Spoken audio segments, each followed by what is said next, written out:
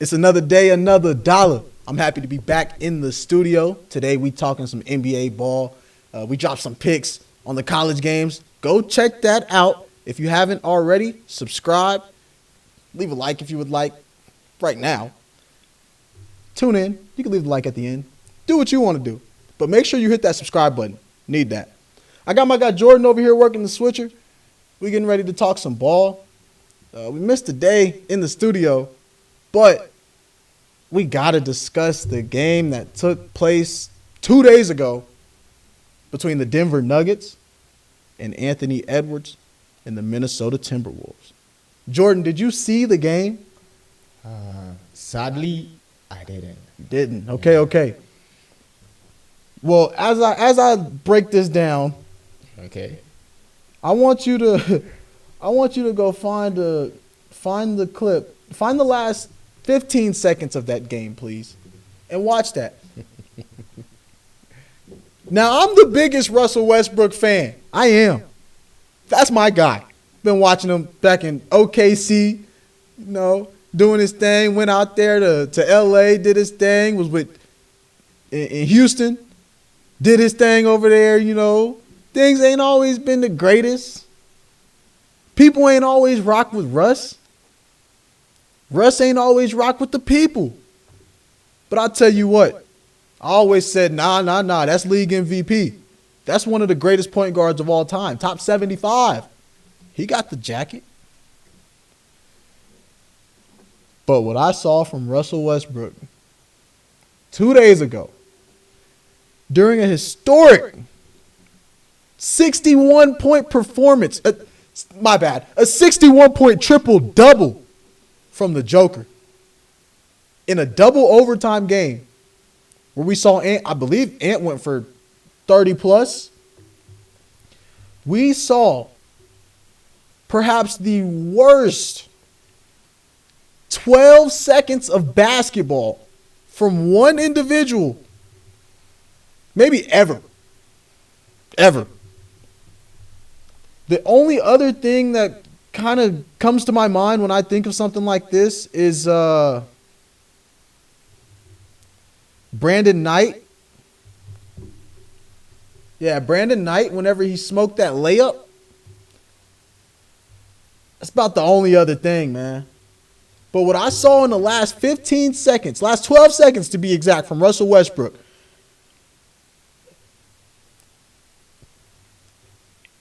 it's tough to put in words. I want to be so respectful. And I will be. It's Russell Westbrook, one of the greatest ever. I respect his game so doggone much. But first off, dunk the ball. People saying he should have pulled the ball out. They didn't have to shoot it. Russell Westbrook came down the floor, smoked the layup, team up one. Smoked the layup. Instead of dunking the ball on the fast break, lays it up, missed the layup. Hey, look, that is absolutely terrible. But missed shots happen. At the end of the day, it's a missed shot. Smoked the layup. Proceeded to stand next to the cameraman in disbelief of his missed layup in double overtime.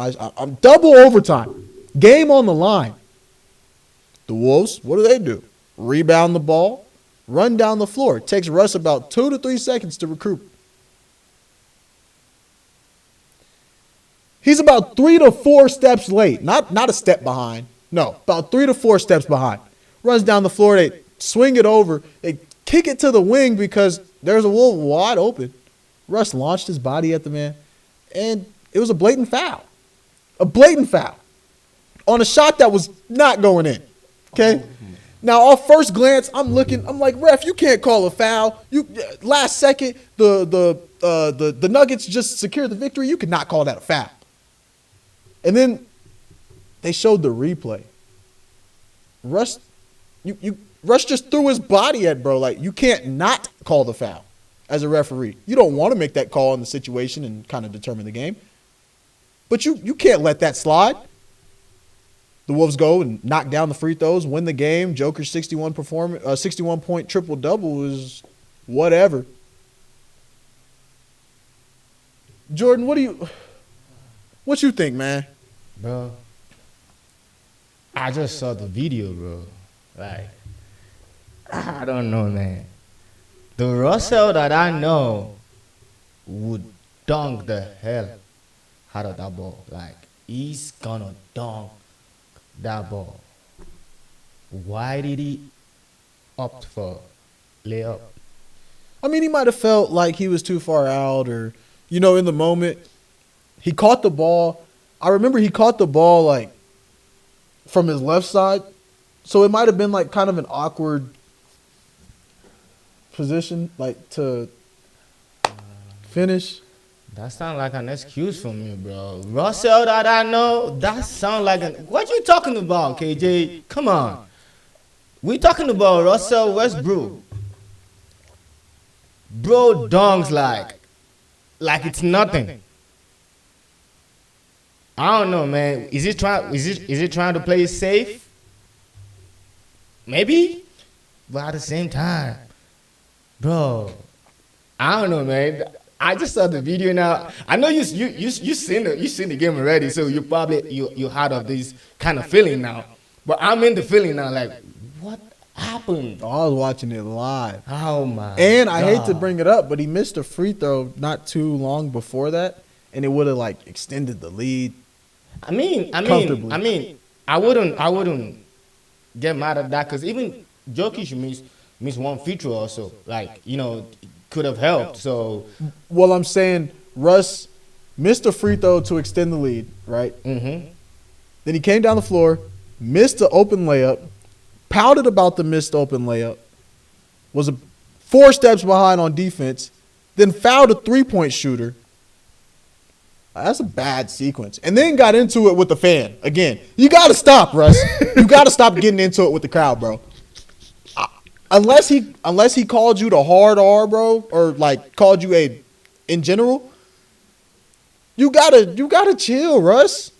Every time somebody says Westbrook, you can't get mad. I understand that. Yes, it is a tad disrespectful. I wouldn't call this man Westbrook. I think that's kind of messed up. Mm-hmm. Used to say his name. Pause. Yeah, I just think sometimes fans also, they need to chill, you got to chill. So, I mean, he wasn't, to be honest, I saw the highlight now, he wasn't really having a bad game. He was really doing well until the last 15 seconds. And, well, the game doesn't matter. I don't care about the game. Jokic had 61 points and a triple. He had 11 assists and 10 rebounds. I don't care how good of a game you had.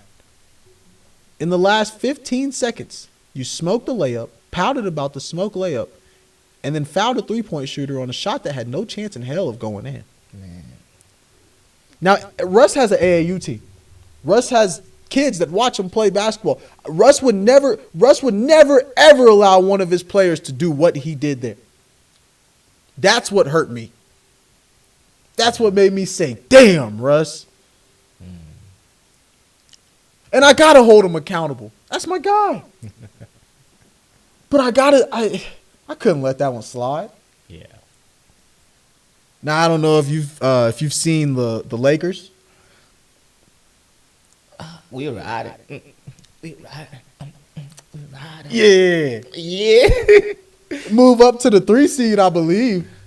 So what do you think? Wait, I got a question though, real quick. So what do you think about Austin Reeves being the, kind of gonna be the most improved player? Most improved player for the last 5 years. What do you think about that? What do you mean for the last 5 years? Like, I mean, he's been doing great. Yeah. He's been improving for the last 5. Okay. He deserves it. Now, my question is, who should be the MVP? For the Lakers team, right? No. No, I'm talking about, I'm just want to choose. No, Reeves deserves, your question, Reeves deserves the most valuable, Reeves deserves most improved. Mm-hmm. He does. He's been hooping this year. At times, they've said he's the best player on the Lakers. Now, Shea or Jokic for MVP? Shea's been having the dominant season. His team has been killing all year. Jokic has also been dominating all year. But as of late, he has really been killing the league. So it's more so I don't want to say Shai's fallen off as of late, but Shai has been averagely great, if that makes sense. While Jokic is really, his play has exceeded over the last few weeks. If you take the full body of work from this season, I believe Shai still deserves it. His team is by far better than everybody in the league. I've said it all year. You don't want to be the 7th seed. You don't want to be the 8th seed. You don't want to be the 4 or the 5 seed. Then you got to play OKC real quick, and your ass is going home. You don't want to play them boys. You do not want to play them right now. I think Shai still deserves that spot. 64 to 12 is wow. If I'm to go, I'll definitely go for Shai though. Like, I know calling him future merchant, whatever, y'all. Bro got a high IQ, man. He's using what he has. That's the thing. That's the thing about basketball. That's the way I see. Like, you see the chance, you see the open window. What you keep using and it keeps working, and you're smart enough to capitalize on that. That's my MVP. Call him future merchant, call him whatever you want to call him. Bro is pulling in the numbers, and you can see that with the team. Like 64 to 12 is wild. Also, I mean, we had teams, like the Chicago Bulls, 72, wins and stuff like that. But come on, this is the modern era. Like, it's not that easy, to just sweep away teams like that. And they've been doing that. Either it's with future merchant or not. So Shai, I'll go for Shai though. So the NBA warned Ja Morant and Buddy Hield over their finger gun gestures. I don't know if you saw what happened in the game the other day, but the Grizzlies guard Ja Morant and the Warriors guard Buddy Hield, they were both issued warnings for mimicking shooting a gun during Tuesday's game, sources told ESPN. Shams Charania. Sorry, I don't know how to say your last name, dog, but Shams, you do great work, dog. Anyways, I don't know if you heard what happened. Everybody was getting on to Ja Morant like he was tweaking for real.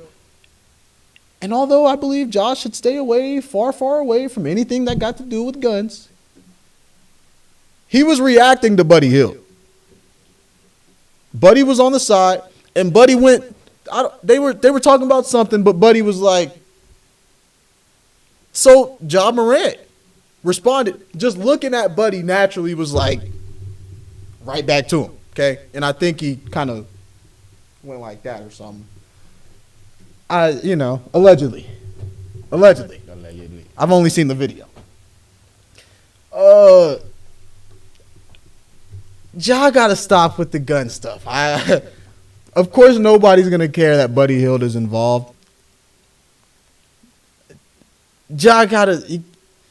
You can't engage in that at all.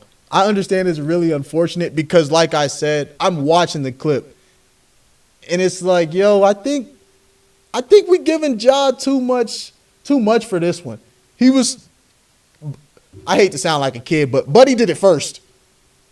He was just reacting to Buddy. He was mimicking Buddy in a disrespectful, joking way. We know that the Warriors and Ja Morant do not get along. This dates back to 2-3 years ago, him and Draymond getting into it. This has been a real deal beef, a real NBA rivalry that we love to see. But Ja, no guns. No guns.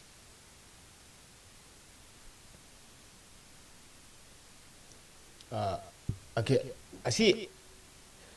I would say concerning that, I just feel like, you see, when you got all eyes on you, like you probably have a history, you have a record with the league itself, like concerning guns and stuff like that, and you got all eyes on you. I think it's smart if you tread carefully. You get my point? Like, I ain't saying they coming up on him like this and suspending him for what he did, even though Buddy Hield did it first, and he's just mimicking him and stuff like that. He ain't even something that's. I feel you though. He ain't something that serious, something he need to get suspended about. But because he has a record, like he has issues already, like concerning these. So there's a track record. So they ain't gonna let him go like that. All eyes on him. They just want him to make that mistake again. Yeah. And he should be smart enough to be careful what he does. So I feel like he wasn't smart enough. He could probably not just do that. Because, everybody's after you already. They just want to get you because, you have a record about this shit. So, I don't know. I just think he wasn't smart enough to just, to make Buddy Hield.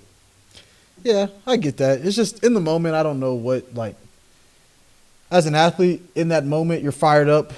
You're not thinking about all the real world stuff. You're not in the real world at that moment. Now, I'm not making an excuse for Ja. He has to be better. Yeah. No guns, Ja. I want to see you on the court. I want to see you dunking. I want to see you playing great defense, leading your team, having success.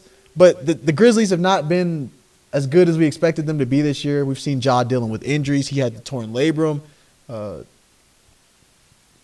He's came back from that pretty well, but not the way we've expected. I want to see more from Ja. I want to see more from this Grizzlies squad. Ja, no guns. Need you on the floor, man. On the floor. Now, the last thing I want to discuss with you, Jordan, something we kind of talked about off the air. Now, I know we kind of running short on time here, but I got to bring it up. I got to get your opinion. I've been waiting to talk to you on this one, Jordan. All right. It's been Final Four time. We haven't been in the studio much this week. Been working on some other stuff. But, Jordan, what are your takeaways from this whole Stephen A. Smith and LeBron James situation? I'm going to give you the floor here. Wow. That's a big one, though, because at some point I felt like, okay, what exactly is going on with this old LeBron and Stephen A. Smith? Like, is there some kind of a personal beef, like, that we don't even know about? Like, it feels like every chance that Stephen A. gets, he just go at LeBron. I understand LeBron is not his goal. LeBron is, whatever. But I just feel like, well, on Stephen A's side, we could say he's doing his job as a media person, as a journalist, and, he's doing his stuff. You got to, as a journalist, basically, you have to, state things up. Like, everything cannot just be, calm and, cool. As a journalist, you got to get some, some stuff going on and just make it entertaining or whatever. But now it's becoming so tough. I feel like at this point, being the older person, Stephen A. basically is probably older than LeBron. He should, pedal down a little bit. Let the man breathe. Let the man breathe. The fact remains that no matter what, LeBron is still human. He's not God. You feel me? He's not God. He's still human. And yes, I get the fact where Stephen A. is coming up like okay, yeah, he's a role model to a lot of young players out there. Everybody want to LeBron. So whatever he does, people want to emulate that and stuff. But at the same time, he didn't ask for that, bro. He's just playing basketball and doing what he does. So let him breathe. In a way, Mm-hmm. I really like that take you just gave.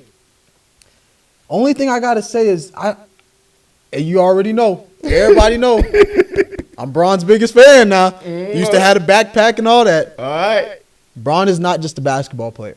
Yeah. And it would be wrong for anybody to say he's just playing basketball or he's just a basketball player, because Bron has said himself that he is more than a ball player, more than just a basketball player.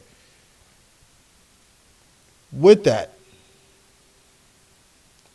Bron has done some things to help get his son into the National Basketball Association, as he should. Now, we have seen Bronny start to play really well as of late, dropping 30. I don't know if he's gone for 40 yet in the G League, but he's had some 30-point performances. He's put up 20 plus. He's playing really well, and he's gotten better gradually as the season has gone on.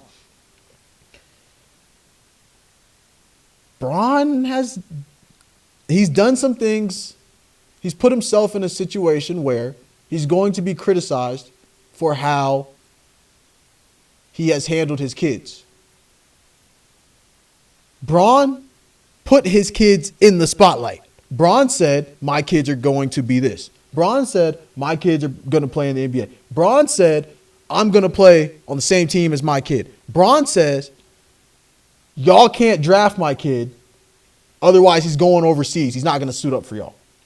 Bron said, Lakers, get Bronny.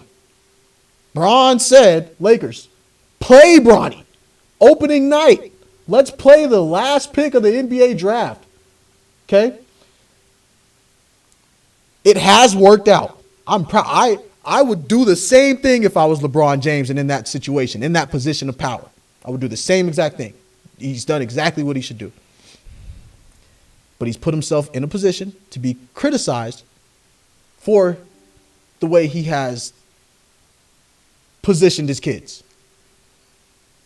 The part where Stephen A. went too far was where he said, hey, I'm begging you as a father. I'm begging you as a father, like making it a personal thing and not a basketball thing. I can honestly say that everything I just said, as far as Bron did this, Bron did that, I believe it was all basketball related, wasn't it? Yeah. So based on the Bronny thing, yeah, I get the part where LeBron actually, put his kid out there, put him into the limelight and everything. But I would say, I don't know if if he did it like it's an intentional stuff, or you just know that his kid is good enough to play in the league, whatever. But I think my own view, I think this is good for Bronny. You know why? First of all, your dad is one of the greatest. So to me, because I've seen a lot of stuff in this world, and I'm like, if it's gonna happen, no matter how much you delay, it's gonna happen. So this whole criticizing LeBron, saying Bronny ain't good for the league, I'm telling you, bro, if Bronny didn't get into the league this season, he wait till next season or next 2 seasons or whatever, people are still gonna talk. You know why? Because the legacy, like the greatness of LeBron is so huge that no matter the season, Bronny gets into the league, people are still gonna say stuff. Especially if it's not pulling big numbers in the league like LeBron was doing when he got into the league also in 2003. You get my point? Yeah. So I feel like this is good for Bronny in the sense that now he knows this is the career path I choose. This is what I want to do for my career. Right? I want to be a baller. I want to hoop. Right? So now at the early stage, he's already dealing with the criticisms and stuff with the media and everything. He's already dealing with it, and I feel like in a couple of seasons, he's gonna so grown up and mature into this that nothing is even gonna shake him anymore. You feel me? He's gonna build that swagger. Exactly. So I feel like LeBron is putting his his son, first child in the league. You know what? You want to go into this world? Can you deal with all this? All right, we're gonna make it work, and then we'll see how you do. And you can see Bronny is doing fine. Mm-hmm. He ain't doing bad. He ain't doing bad. I'm not gonna be a hater and be like, because no, he ain't doing bad. So on my own side, I feel like this is good for Bron. I don't know Stephen A. Smith and LeBron, the whole thing, but I feel like for Bronny himself, he's a smart kid, and this is really good for him. Well, Bron pressed Stephen A. at the game saying that, leave my kids out of this. Leave my family out of this. Okay. You saw Bron press him, right? I saw that, but I'm gonna say this to you real quick. If you have a child, and then another man is, coming at you and involving your child, your son, I don't care what my intention were. Like maybe I'm trying to make my son strong or whatever. I am a father. I'm still gonna stand up and defend my son, because he's my son. Because I know I put him out there for a reason. I'm not just going to leave him there and let him just, stir the water himself, sail the sea, the rough sea himself and everything. I'm still going to say, listen, I put you here, but I got your back. I'm going to hold you. If anybody comes at you, I'm going to be there. Stay strong, because that's what I want from you. Stay strong, but I'm still going to be there. See, that's the way I see it. So I'm not really going to say LeBron did the wrong thing by, standing up to Stephen A. Smith. See, people say, oh, he should have done it behind closed door. Is Stephen A. Is it doing it behind closed door? Coming out of LeBron? No, he's doing it right on the national TV. So if I'm gonna let people know I'm standing up for my son, even though I put him there, and I have my own reason for putting him there, I'm gonna let the whole world know I'm still standing by my son.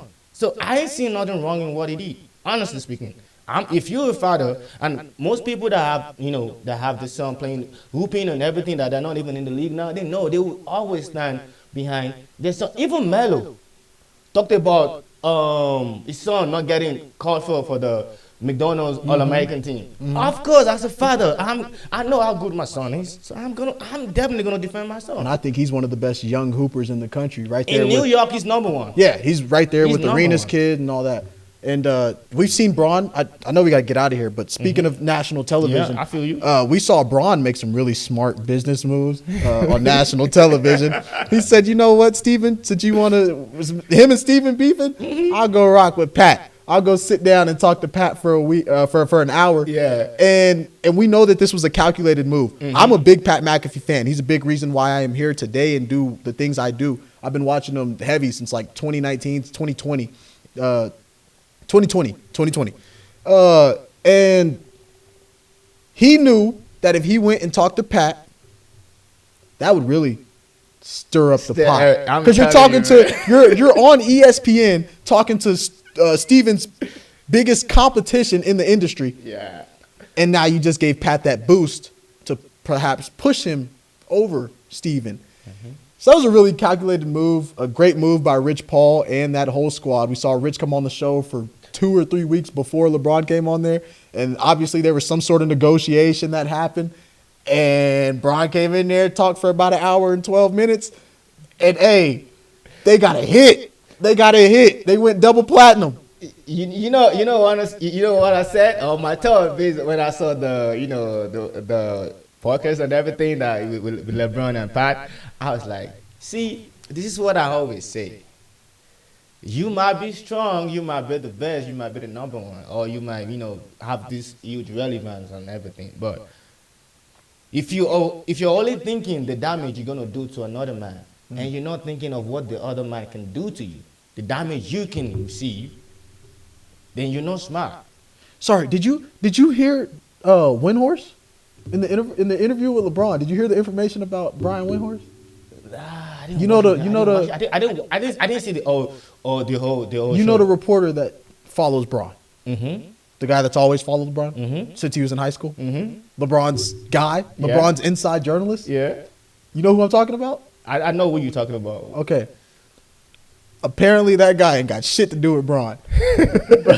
According to Bron, he said bro basically called him a weirdo. Like I don't have the exact quote right here and run out of time, so I just got to give it to you raw and uncut, tell you exactly what I took away from it. He basically said, bro been following me around. I don't talk to this, and I don't know bro for real. He ain't a part of my camp. And we know Windhorse has made a whole career off of being Bron's guy. Bron's guy, yeah. He completely shut that down. He was like, yeah, I don't know buddy. So I don't fuck with bro. That's was like, whoa. painful. I said, On whoa. national TV. Oh, God. Yeah. So that one really threw me off too. But we'll come back. I don't know. We'll figure it out. We got to go talk about this whole NBA situation even further. There's a lot going on in the league. Millions of dollars being paid. We didn't even get to talk about hands though. And Anthony Edwards and baby mama thing. That's what I just said. That ain't my business. That ain't my business. Now, me personally, I'm just here to talk ball. Too. That's 18 years worth of conversation, and we could dive into that one another time. I appreciate you. I appreciate you working the camera, working the switcher. Shout out to everybody handling business out there, man. Take care of your chicken, especially out there in the NBA, man. It's tough out here for real. All right, you don't want to be in that sticky situation. 18 years is a long time. Bro say I'm gonna pay it right now. I don't want to $5 a month right now. Oh man. All right, we're gonna get out of here. I appreciate y'all for tuning in. If you stuck around this long, you a real one. Go ahead and subscribe, like, comment, tune in, tap in, hit us up, follow on Instagram, Twitter. I appreciate you, Jordan. Do your thing, working the switcher. It's been a great day in the studio. We'll be back with more content, more episodes on college basketball, the NBA, the NFL coming up. We got some huge surprise guests joining us in due time. I appreciate y'all for joining. Thank you. Have a great day.